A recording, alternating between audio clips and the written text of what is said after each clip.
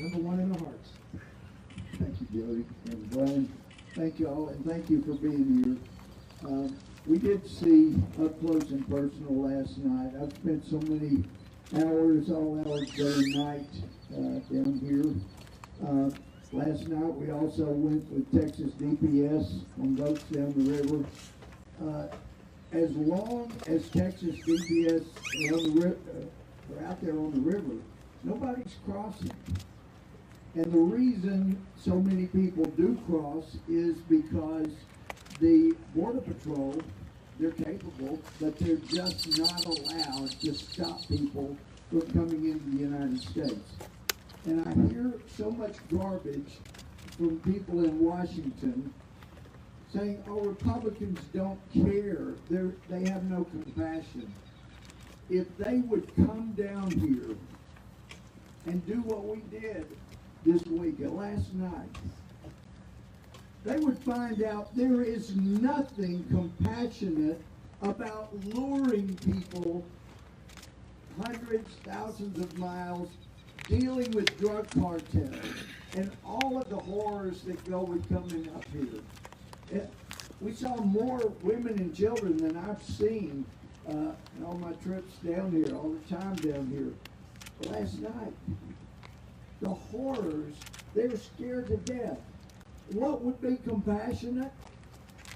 What would be compassionate is to let them stay in their homes without a drug cartel to just corrupt Mexico.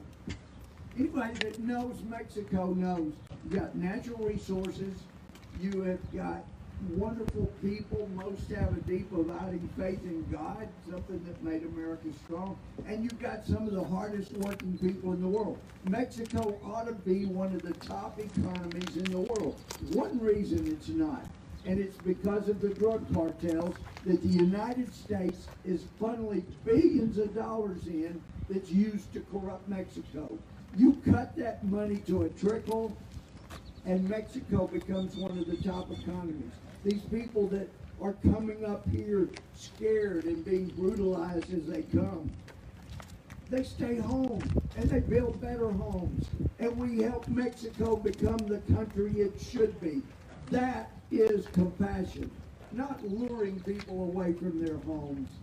That's just an outrage. We ought to be a good neighbor, and we saw it again last night. It's time to enforce the law. Now, I can't say President Biden is intentionally violating his oath. He's violating his oath, but I don't know if he even knows what he's doing intentionally. But regardless, he's violating his oath, and he needs to have some compassion for the people down here. Let him come down here 1, 2 a.m. and see what's going on as a result of what he's done. We owe our neighbors better, and I am so thankful to be with these men and women from Texas. They care, and I'd like to introduce a dear friend who knows what it is to spend a life helping people. That's what he's done as a medical doctor. My friend, Dr. Burgess.